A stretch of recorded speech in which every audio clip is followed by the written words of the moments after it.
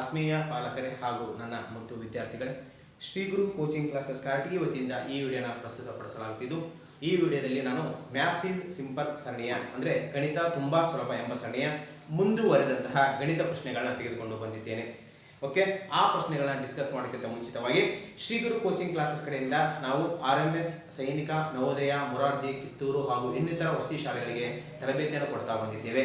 ನೀವೇನಾದರೂ ಇದರ ಸದುಪಯೋಗವನ್ನು ಪಡೆದುಕೊಳ್ಬೇಕಪ್ಪ ಅಂದರೆ ಓಕೆ, ಕೆಳಗೆ ಕೊಟ್ಟಂತಹ ಕಾಂಟ್ಯಾಕ್ಟ್ ನಂಬರ್ನ ಕಾಂಟ್ಯಾಕ್ಟ್ ಮಾಡಿ ಅಂತ ಹೇಳ್ತಾ, ಜೊತೆಗೆ ಶ್ರೀ ಗುರು ಕೋಚಿಂಗ್ ಕ್ಲಾಸಸ್ ಕಾರ್ಟಿಗಿ ಯೂಟ್ಯೂಬ್ ಚಾನಲನ್ನು ಸಬ್ಸ್ಕ್ರೈಬ್ ಮಾಡಿಲ್ಲ ಅಂದರೆ ಸಬ್ಸ್ಕ್ರೈಬ್ ಮಾಡಿ, ಲೈಕ್ ಮಾಡಿ, ಶೇರ್ ಮಾಡಿ ಅಂತ ಹೇಳ್ತಾ, ವಿದ್ಯಾರ್ಥಿಗಳೇ ಈ ಮ್ಯಾಥ್ಸ್ ಈಸ್ ಸಿಂಪಲ್ ಸರಣಿಯ ಮುಂದುವರೆದಂತಹ ಕೆಲವೊಂದು ಪ್ರಶ್ನೆಗಳನ್ನು ತೆಗೆದುಕೊಂಡು ಹೋಗೋಣ. ಓಕೆ, ಈ ಪ್ರಶ್ನೆಗಳನ್ನು ತೆಗೆದುಕೊಂಡು ಹೋಗೋಕ್ಕಿಂತ ಮುಂಚಿತವಾಗಿ, ಮೈ dear students, this video is represented by Shri Guru coaching classes. Before going to discuss the maths question, that is the Maths is Simple series, we are going to give some information regarding about our classes. We are giving already coaching for RMS, Sainika, Navodaya, Morarji and other residential school entrance exam. If you want to take classes means contact the below number, and if to now you are not subscribed our YouTube channel means Sri Guru Coaching Classes Karti YouTube channel, you are not subscribed means subscribe it, like it, share it as much as possible from your side. Okay, now we are moving to your first question. My dear students, your first question is, what will be the approximate value of the expression? ಕೆಳಗಿನ ಸಂಖ್ಯಾ ವಾಕ್ಯವಿನ ಅಂದಾಜು ಮೌಲ್ಯ ಯಾವುದು ಅಂತ ಕೇಳಿದ್ದಾರೆ. Okay, ಇಂತಹ ಪ್ರಶ್ನೆಗಳನ್ನು ಕೇಳಿದಾಗ ಮೊದಲು ನಾವು ಏನು ಮಾಡಬೇಕಾಗುತ್ತದೆ, ಕೊಟ್ಟಂತಹ ಸಂಖ್ಯೆಯನ್ನ ಅಂದಾಜು ಮಾಡಬೇಕು, ಅಂದ್ರೆ ಪೂರ್ಣ ಸಂಖ್ಯೆಯಾಗಿ ಬರೀಬೇಕು. ಓಕೆ ಸರ್, ಅಂದ್ರೆ ಬಿಂದು ನಂತರ ಇರುವಂತಹ ಸಂಖ್ಯೆಯನ್ನು ನಾವು ಕನ್ಸಿಡರ್ ಮಾಡಿಕೊಂಡು, ಮೊದಲ ದಶಾಂಶ ಸ್ಥಾನಕ್ಕೆ ಕನ್ಸಿಡರ್ ಮಾಡಿಕೊಂಡು ಇದನ್ನೇನು ಮಾಡಬೇಕು, ನಾವು ಪೂರ್ಣ ಸಂಖ್ಯೆಯಾಗಿ ಬರೀಬೇಕಾಗುತ್ತೆ. Okay, we are going to do all the given numbers as whole numbers. How sir? Look at here. After point 7, if the number is 0 to 4, we will write as it is. Okay, it is 5 to 9. 5 to 9 means plus 1. ಅಂದ್ರೆ ನಾವು ಇಲ್ಲಿ ಅಂದಾಜು ಮಾಡುವಾಗ ಅದರ ಹಿಂದಿನ ಸ್ಥಾನವನ್ನು check ಮಾಡ್ತೀವಿ. ಯಾವುದಕ್ಕೆ ಅಂದಾಜು ಮಾಡ್ತೀವಿ, ಯಾವ ಸ್ಥಾನಕ್ಕೆ, ಅದರ ಹಿಂದಿನ ಸ್ಥಾನವನ್ನು ಚೆಕ್ ಮಾಡಿ ಅಲ್ಲಿ 0 ಇಂದ 4ರವರೆಗೆ ಇದ್ರೆ ಆಸ್ ಇಟ್ ಇಸ್ ಅದೇ ಸಂಖ್ಯೆಯನ್ನು ಬರಿತೀವಿ. ಓಕೆ ಸರ್, 5 ರಿಂದ 9ಕ್ಕೆ ಇದ್ರೆ +1 ಮಾಡ್ತೀವಿ. ಯಾವ ರೀತಿ sir? Look at here. If you after point it is 7 means we will do +1 for its place. Okay, we will do +1. What it will become? It will become 24. Okay, as it is into. Next sir, after point 4 what can we do? We will write as it is means it will become 2. Next plus as it is. Okay, after point 7 we are going to do +1, it will become 48. It will become 48.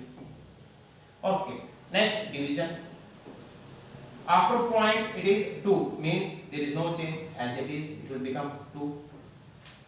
Minus after point 7, okay, we will do +1. We will do +1. It will become 30. Okay ನೋಡಿ, ಅಂದ್ರೆ ಬಿಂದು ಆದ ಮೇಲೆ 0 ಇಂದ 4ರ ತನಕ ಇದ್ದಾಗ ಅದು ಯಾವ ರೀತಿ ಇರುತ್ತೋ ಅದೇ ಅಂಕೆಯನ್ನು ಬರೀತಿದ್ವಿ. ಸರ್ 5 ರಿಂದ 9ಕ್ಕೆ ಇದ್ದಾಗ +1 ಮಾಡಬೇಕು, ಪೂರ್ಣ ಸಂಖ್ಯೆ ಮಾಡಬೇಕಂದ್ರೆ 23.7 23 ಬಿಂದು 7 ಇದು 24 ಆಗುತ್ತೆ, ಇದು 2 ಆಗುತ್ತೆ, ಇದು 48 ಆಗುತ್ತೆ, ಇದು 2 ಆಗುತ್ತೆ, ಇದು 13 ಆಗುತ್ತೆ. ಬಿಂದು ನಂತರದ ಸ್ಥಾನವನ್ನು ಚೆಕ್ ಮಾಡಿ ನಾವು ಆನ್ಸರ್ ಅನ್ನು ಬರೀತೀವಿ. ಇವಾಗ ಏನು ಮಾಡಬೇಕು, as it is BODMAS. Okay, ಅಂದ್ರೆ ಬಾಟ್ಮಾಸ್ ನಿಯಮದ ಪ್ರಕಾರ. Okay, here there is no brackets, there is no of, ಅಂದ್ರೆ ಆವರಣಗಳು ಮತ್ತು ಆಫ್ಸೆಟ್ ಇಲ್ಲ. ಏನು ಮಾಡಬೇಕು sir? We will do first division, next multiplication, next addition, next subtraction. ಅಂದ್ರೆ ಅವೆರಡು ಇಲ್ಲದೆ ಇರೋದ್ರಿಂದ ಫಸ್ಟ್ ಭಾಗಾಕಾರ, ಆಮೇಲೆ ಗುಣಾಕಾರ, ಆಮೇಲೆ ಸಂಕಲನ, ಆಮೇಲೆ ವ್ಯವಕಲನ. ಓಕೆ, ಫಸ್ಟ್ ಭಾಗಾಕಾರ division. 24 into 2 plus 2 2 ja 4, 2 4 ja 8, remaining -30. Okay, ಭಾಗಾಕಾರ ಮಾಡಬೇಕಾಗುತ್ತೆ. 24 into 2 plus 2 4 2 4 8 -13. Next multiplication. 24 2 ja 48 plus 24 minus 30. 24 48 plus 24 minus 13. Next 48 plus 24 addition ಸಂಕಲನ, it will become 72. 8 4 12 1 carry 4 2 6 plus 1 7 72. 8ಕ್ಕೆ 4 ಸೇರಿಸಿದ್ರೆ 12 ಒಂದು ಕೈಲ 4 2 6 6 plus 1 7. Next minus 30. Finally we are going to do subtraction. ಕೊನೆಯದಾಗಿ ವ್ಯವಕಲನ 12 minus 3 9. Okay 7 minus 2 5. 12ರಲ್ಲಿ 3 ಕಳೆದ್ರೆ 9, 7ರಲ್ಲಿ 2 ಕಳೆದ್ರೆ 5 59. 59 is your final answer. 59 ನಿಮ್ಮ ಉತ್ತರ. Okay, which option is correct? Option C. Okay, option C. According to BODMAS we are going to do it. Okay, ಅಂದ್ರೆ BODMAS ನಿಯಮದ ಪ್ರಕಾರದಲ್ಲಿ ನಾವು ಮಾಡಬೇಕಾಗುತ್ತೆ. Before that we are going to do approximate. ಅಂದಾಜನ್ನ ಮಾಡಿ ನಂತರ ಇದನ್ನ ಆನ್ಸರ್ ಮಾಡಬೇಕಾಗುತ್ತೆ. We will move to next question. Okay, we will move to next question. Your next question is, the average score of a cricketer for 16 matches is 52.5 runs. If the average for the first 8 matches is 48, then find the average for the last 8 matches. This is the question. My dear students, ನೋಡಿ, ಒಬ್ಬ cricket ಆಟಗಾರನ 16 ಪಂದ್ಯಗಳ ಸರಾಸರಿ score 52.5 ರನ್ಗಳು ಆಗಿದೆ. ಮೊದಲ 8 ಪಂದ್ಯಗಳ ಸರಾಸರಿಯು 48 ರನ್ಗಳು ಆಗಿದ್ದರೆ ನಂತರದ 8 ಪಂದ್ಯಗಳ ಸರಾಸರಿ ಸ್ಕೋರ್ ಅನ್ನು ಕಂಡುಹಿಡಿಯಿರಿ ಅಂತ ಕೇಳಿದ್ದಾರೆ. This question is based on average topic, ಅಂದ್ರೆ ಸರಾಸರಿಯ ಟಾಪಿಕ್ ಮೇಲೆ ಇದೆ. There is a majorly we will use 3 formula. In that I am going to tell you which formula means. First we know about average into number of data equal to sum. Okay, sum of data. I will write shortcut here. ಅಂದ್ರೆ ಇದು shortcut ಅಲ್ಲಿ ಬರೆದಿದ್ದೀನಿ. ಏನು sir ನೋಡಿ, ಸರಾಸರಿ into ಸಂಖ್ಯೆ ಅಂದ್ರೆ ದತ್ತಾಂಶಗಳ ಸಂಖ್ಯೆ ಈಕ್ವಲ್ ಟು ದತ್ತಾಂಶಗಳ ಮೊತ್ತ ಅಂದ್ರೆ ಡೈರೆಕ್ಟ್ ಆಗಿ ರೈಟ್ ಸಮ್ ಮೊತ್ತವನ್ನು ಬರೀತೀವಿ. Okay sir, this is the formula we will use here. ಈ ಫಾರ್ಮುಲಾವನ್ನು ನಾವು ಬಳಸ್ತಾ ಇದ್ದೀವಿ. ಓಕೆ ಸರ್, ಏನಾಗುತ್ತೆ, first we are going to write 16 matches, 16 ಪಂದ್ಯಗಳ ಸರಾಸರಿ ಕೊಟ್ಟಿದ್ದಾನೆ. ಹೌದಾ, 16 ಪಂದ್ಯಗಳ ಸರಾಸರಿ ಅಂದ್ರೆ 16 ಸಂಖ್ಯೆ, 16 ಸರಾಸರಿ ಎಷ್ಟು 52.5 52.5. 16 5 80, 8 carry, 16 2 32 plus 8 40, 4 carry, 16 5 80 plus 4 84. But after point one digit, before point one digit, it will become 840.0. ಇದು 16 ಇದೆ 80, 8 ಕೈಲ 16 32 ಪ್ಲಸ್ 8 ಎಷ್ಟಾಗುತ್ತೆ 40, 4 ಕೈಲ 16 ಇದೆ 80 plus 4 84. After that, if the average for first 8 matches is 48, ಮೊದಲ 8 ಪಂದ್ಯಗಳ ಸರಾಸರಿ 48 ಐತಿ ಅಂದ್ರೆ 8 ಮ್ಯಾಚಸ್ ಅನ್ನು ಸಬ್ಟ್ರಾಕ್ಷನ್ ಮಾಡೋಣ. average is 48. 8 8 64, 6 carry, 8 4 32 plus 6 38, 384. After point you will write 0. ಇದನ್ನ ಬರೆಯಬೇಕು for your subtraction purpose, ಕಳೆಯೋದಕ್ಕೋಸ್ಕರ. ಓಕೆ ಸರ್, 8 8 64, 6 ಕೈಲ 8 4 32 ಪ್ಲಸ್ 6 38. 10 minus subtraction ಕಳಿಬೇಕಾಗುತ್ತೆ. 10 minus 4 6, 14 minus 9 5, 8 minus 4 4. 10 ರಲ್ಲಿ 4 ಕಳೆದ್ರೆ 6, 14 ರಲ್ಲಿ 9 ಕಳೆದ್ರೆ 5, 8 ರಲ್ಲಿ 4 ಕಳೆದ್ರೆ 4, 456. This is for how many next 8 matches. Okay, ನಂತರದ 8 ಪಂದ್ಯಗಳ ಸರಾಸರಿ ಇದು ಮೊತ್ತ 8 ಮ್ಯಾಚಸ್. ನಂತರದ 8 ಪಂದ್ಯಗಳ ಸರಾಸರಿ ಕಂಡುಹಿಡಿಯಬೇಕು. ಮೊತ್ತ ಇದೆ, ಸಂಖ್ಯೆ ಇದೆ, ಸರಾಸರಿಯನ್ನು ಕಂಡುಹಿಡಿಯಬೇಕು. then you know that formula, average equal to sum of data divided by number of data. Sum of data divided by number of data. ಅಂದ್ರೆ ಸರಾಸರಿ ಈಕ್ವಲ್ ಟು ಓಕೆ ದತ್ತಾಂಶಗಳ ಮೊತ್ತ ಭಾಗಲೇ ದತ್ತಾಂಶಗಳ ಸಂಖ್ಯೆ. ಸರ್ ದತ್ತಾಂಶಗಳ ಮೊತ್ತ ಇಲ್ಲಿ ಎಷ್ಟಿದೆ? 456 ಇದೆ. 456. ದತ್ತಾಂಶಗಳ ಸಂಖ್ಯೆ ಎಷ್ಟು ಪಂದ್ಯಗಳು ಉಳಿದಿದ್ದಾವೇನೋ? 8 ಪಂದ್ಯಗಳು, 8 matches. Now we are going to do cancellation. 8 1 8, 8 5 40, 5 is remaining 56, 8 7 56. 8 1 8, 8 5 40, 5 ಐತಿ, ನೆಕ್ಸ್ಟ್ 6 ಇದೆ, 56, 8 ಒಳಗೆ 56. 57 is the average. 57 ಉಳಿದ 8 ಪಂದ್ಯಗಳ ಸರಾಸರಿ 57. Which option? Option B. Option B is correct. Okay ನೋಡಿ, ಕೊಟ್ಟಂತಹ ಪ್ರಶ್ನೆಯನ್ನು ನೀಟಾಗಿ ಅರ್ಥ ಮಾಡ್ಕೊಂಡ್ರೆ ನಿಮಗೆ ಆನ್ಸರ್ ಸಿಗುತ್ತೆ. Okay, we will move to next question. Okay, we will move to next question. Look at your next question. ನಿಮ್ಮ ಮುಂದಿನ ಪ್ರಶ್ನೆ ನೋಡೋದಾದ್ರೆ, a wire in the shape of rectangle of length 40 cm and breadth 22 cm is bent again to form a square. What will be the area of square? Okay, ಅಂದ್ರೆ 40 centimetre ಉದ್ದ 22 centimetre ಅಗಲದ ಆಯತಾಕಾರದಲ್ಲಿರುವ ತಂತಿಯನ್ನು ಭಾಗಿಸಿ ಚೌಕವನ್ನು ರೂಪಿಸಲಾಗುತ್ತದೆ. ಹಾಗಾದರೆ ಚೌಕದ ವಿಸ್ತೀರ್ಣವನ್ನು ಕಂಡುಹಿಡಿಯಿರಿ ಅಂತ ಹೇಳಿದ್ದಾರೆ. ಓಕೆ ಸರ್, ಈ ರೀತಿ ಪ್ರಶ್ನೆ ಕೊಟ್ಟ ಅವನು ಏನ್ರ ಅರ್ಥ ಏನು ಕೊಟ್ಟಿದ್ದಾನೆ ಗೊತ್ತಾ? ನೋಡಿ, ವಿದ್ಯಾರ್ಥಿಗಳನ್ನು ಏನ್ ಮಾಡ್ತಾನೆ,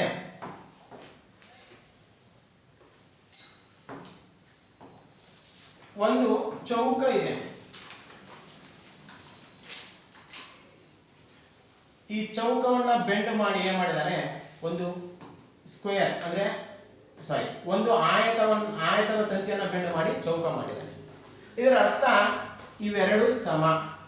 ಏನಿವೆರಡು ಸಮ.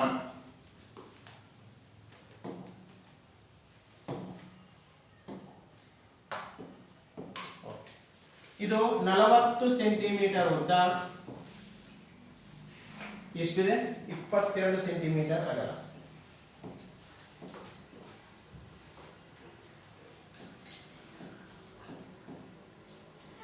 ಸೆಂಟಿಮೀಟರ್ ಉದ್ದ, 22 ಸೆಂಟಿಮೀಟರ್ ಅಗಲ. ಹಾಗಾದ್ರೆ ಸರ್ ಈ ರೀತಿಯ ಪ್ರಶ್ನೆಯನ್ನು ಕೇಳಿದಾಗ ಏನ್ ಮಾಡಬೇಕು ಅಂದ್ರೆ, ಈ ಚೌಕದ ವಿಸ್ತೀರ್ಣ ಎಷ್ಟು? What is the area of square ಅಂತ ಕೇಳಿದ್ರೆ, it's meaning is first perimeter of rectangle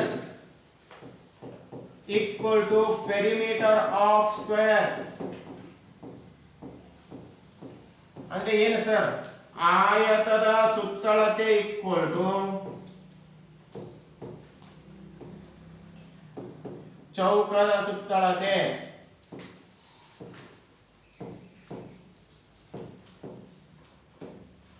ಅಂದ್ರೆ ಆಯತದ ಸುತ್ತಳತೆ ಚೌಕದ ಸುತ್ತಳತೆ ಸಮವಾಗಿರುತ್ತೆ. ಯಾಕಪ್ಪ ಅಂದ್ರೆ ಅದೇ ಸೇಮ್ ವೇನ ಬೆಂಡ್ ಮಾಡಿ ಸ್ಕ್ವೇರ್ ಮಾಡಿರೋದು. ನಾವು we are going to use the formula. ಇವಾಗ ನಮಗೆ ಸೂತ್ರ ಗೊತ್ತಾಗಬೇಕು. What sir? 2 into L plus B. 2 into ಉದ್ದ ಪ್ಲಸ್ ಅಗಲ. ಚೌಕದ ಸುತ್ತಳತೆ 4 into ಸೈಡ್, 4 into ಬಾಹು. 2 into ಉದ್ದ ಪ್ಲಸ್ ಅಗಲ, 4 into ಬಾಹು. ಎರಡಕ್ಕೆರಡು ಹಾಗೆ ಬರೀಬೇಕು ಸರ್. ಇದೇ ಫಾರ್ಮುಲಾ ಯಾಕೆ ಯೂಸ್ ಮಾಡ್ತಾರೆ? ಉದ್ದ ಮತ್ತು ಅಗಲವನ್ನು ಕೊಟ್ಟಿದ್ದಾನೆ. ಈ ಗಿವನ್ ಲೆಂತ್ ಅಂಡ್ ಬ್ರೆಡ್ತ್. ಉದ್ದ 40 ಸೆಂಟಿಮೀಟರ್, ಅಗಲ 22 centimetre. 4 into side. Okay.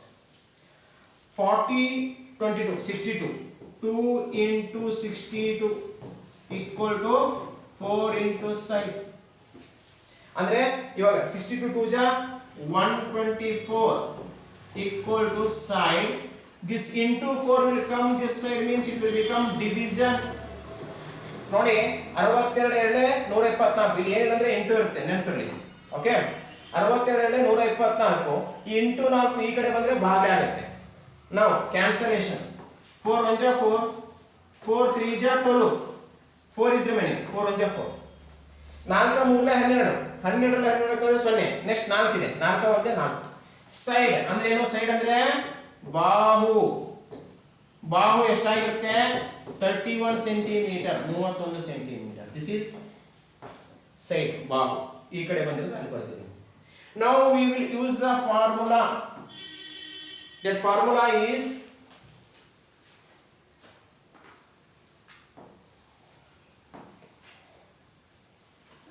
area of square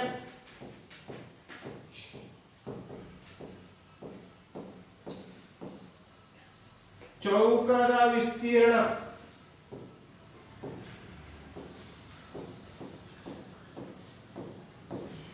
equal to side into side, ಬಾಹು into ಬಾಹು. ಸೈಡ್ ಇಂಟು ಸೈಡ್ ಅಂದ್ರೆ ಬಾಹು ಇಂಟು ಬಾಹು, ಅದರ್ವೈಸ್ ಸೈಡ್ ಸ್ಕ್ವೇರ್ ಬಾಹು ಸ್ಕ್ವೇರ್ ಎರಡು ಒಂದೇ. ಸರ್ ಎಷ್ಟಿದೆ sir side? 31 centimetre into 31 centimetre. 31 1 31, 3 carry, 31 3 ಜಾ 93 plus 3 96, 961 ಸೆಂಟಿಮೀಟರ್ ಸ್ಕ್ವೇರ್. ಓಕೆ, 31 ಒಂದೇ 31, 3 ಕೈಲ 31 3ಲೆ 93 plus 3 96, 961 centimetre square. Which option is correct? Option C. Option C is correct. Okay, look at this problem. This type of problem already given in your previous exam. ಹಿಂದಿನ ಪ್ರಶ್ನೆ ಪತ್ರಿಕೆಗಳಲ್ಲಿ ಈ ರೀತಿಯ ಪ್ರಶ್ನೆಗಳನ್ನು ಕೊಟ್ಟಿದ್ದಾರೆ. ಬಹಳಷ್ಟು ವಿದ್ಯಾರ್ಥಿಗಳು ಏನು ಹೇಳ್ತಾರೆ, ಕನ್ಫ್ಯೂಸ್ ಆಗಿ ಮಾಡಲ್ಲ.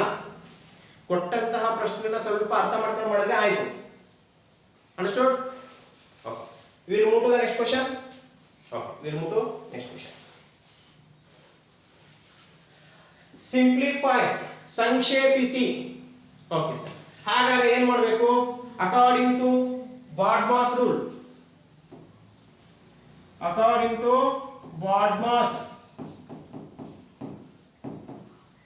ಬಾಡ್ಮಾಸ್ ನಿಯಮದ ಪ್ರಕಾರ ನಾವು ಸಂಕ್ಷೇಪಿಸಬೇಕಾಗುತ್ತೆ. Here okay, you know about that division, multiplication, addition, subtraction. Okay, ಭಾಗಾಕಾರ, ಗುಣಾಕಾರ, ಸಂಕಲನ, ವ್ಯವಕಲನ ಗೊತ್ತಿದೆ ನಿಮಗೆ. But in B means brackets, ಆವರಣಗಳು. Here 4 type of brackets,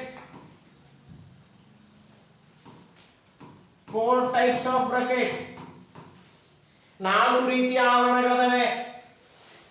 bar bracket, common bracket, flower bracket, square bracket.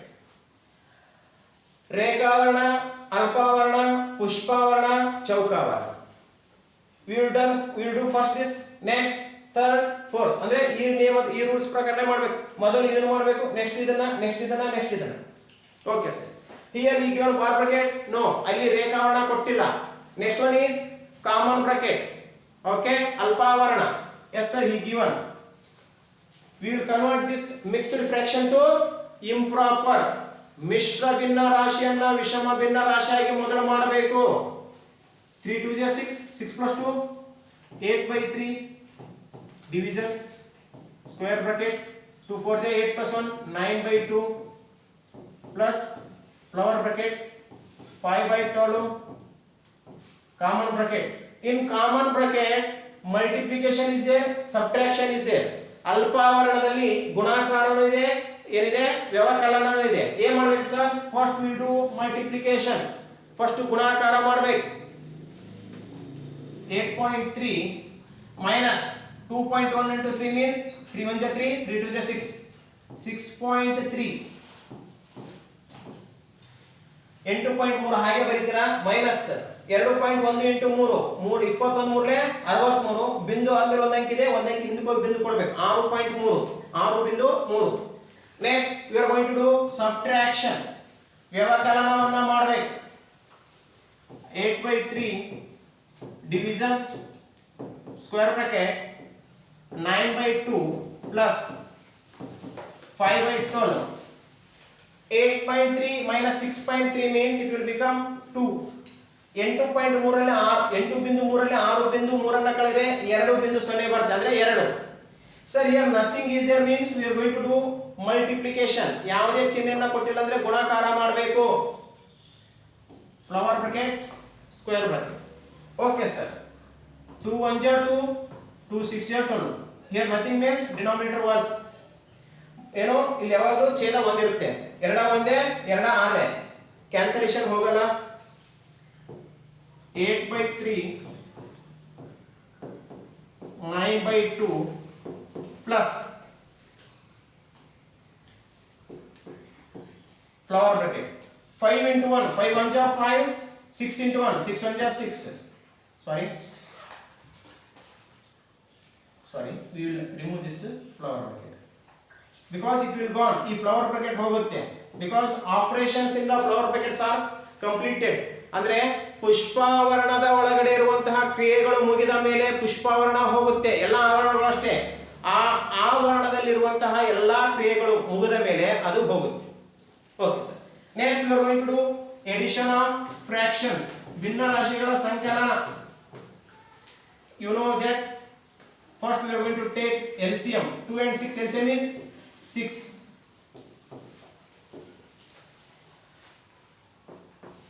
2 3 ja 6, 6 1 ja 6, 9 3 ja 27 plus 5 1 ja 5.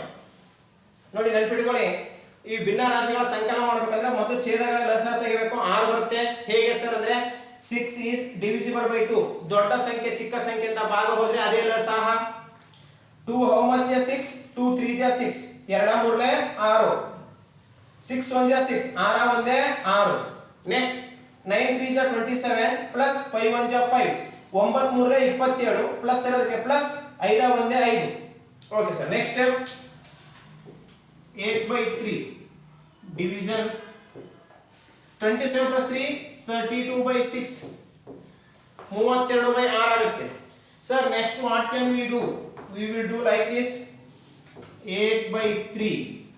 This division will become multiplication, denominator will become numerator, numerator will become denominator. Okay, ಅಂದ್ರೆ ಭಾಗಾಕಾರ ಇರೋದು ಗುಣಾಕಾರ ಆಗುತ್ತೆ, ಅಂಶ ಛೇದ ಆಗುತ್ತೆ, ಛೇದ ಅಂಶ ಆಗುತ್ತೆ. ವ್ಯತ್ಕ್ರಮ, reciprocal. 3 1 ja 3, 3 2 ja 6, 8 1 ja 8, 8 4 ja 12, 3 1 3, 3 2 6, 8 1 8, 8 4 32, 2 1 ja 2, 2 2 ja 4, 2 1 2, 2 2 4. means 1 1 ja 1, 1 2 ja 2. 1/2 is your final answer. 1 1 1, 1 2 2, 1/2 ನಿಮ್ಮ ಕೊನೆಯ ಉತ್ತರ, final answer 1/2. Option C. Option C, 1/2 is your answer. Okay, look at that. Okay, this type of problem also already given in your exam. ಇಂತರ ಪ್ರಶ್ನೆಗಳನ್ನ already ಪರೀಕ್ಷೆಯಲ್ಲಿ ಕೇಳಿದಾನೆ. Okay, we will move to next question. Okay, next question. A bus reached its destination at 5:30 a.m. after a journey of 8 hours and 48 minutes. So, what time the bus had started its journey? This is the question. Okay, ಒಂದು bus 8 ಗಂಟೆ 48 ನಿಮಿಷಗಳ ಪ್ರಯಾಣದ ನಂತರ ಬೆಳಗ್ಗೆ 5:30ಕ್ಕೆ ತನ್ನ ಗಮ್ಯಸ್ಥಾನವನ್ನು ತಲುಪಿತು. ಹಾಗಾದರೆ bus ಯಾವ ಸಮಯಕ್ಕೆ ತನ್ನ ಪ್ರಯಾಣವನ್ನು ಆರಂಭಿಸಿತು? This is the question. First we are going to take reached time. ತಲುಪಿದ ಸ್ಥಾನ, ಇದು ಸಮಯ. 5:30 am means morning. am ಅಂದ್ರೆ ಬೆಳಗ್ಗೆ. Excuse me. Okay. 8 hours 48 minutes. We are going to do subtraction. 8 hours 48 minutes. It is the duration. ಇದು ತೆಗೆದುಕೊಂಡ ಸಮಯ. It is not able to subtract. ಕಳೆಯಕ್ಕೆ ಆಗಲ್ಲ. ಏನು ಮಾಡಬೇಕು? Next we will add 12 to 5. 5ಕ್ಕೆ 12 ಅನ್ನು ಕೂಡಿಸಬೇಕು. It will become 17:30. Okay sir. Now also it is not able to subtract. ಇವಾಗ ಕೂಡ 8 ಗಂಟೆ 48 ನಿಮಿಷ ಕಳೆಯಕ್ಕೆ ಆಗಲ್ಲ. Now what can we do? Sorry. ಇವಾಗ ಕೂಡ ಇದನ್ನ ಕಳೆಯಕ್ಕೆ ಆಗಲ್ಲ. ಏನು ಮಾಡಬೇಕು? -1 plus 60. -1 plus 60. 17 minus 1 it will become 16. 30 plus 60 it will become 90. 17 ರಲ್ಲಿ 1 ಕಳೆದ್ರೆ 16, 30 ಕರತ್ ಕೂಡಿಸಿದ್ರೆ 90. Now we are able to subtract. ಇವಾಗ 8 ಗಂಟೆ 48 ನಿಮಿಷವನ್ನ ಕೂಡಬೇಕು. 10 minus 8 2, sorry you are going to do subtract ಕಳಿಬೇಕು 10 minus 8 2 9 minus 5 4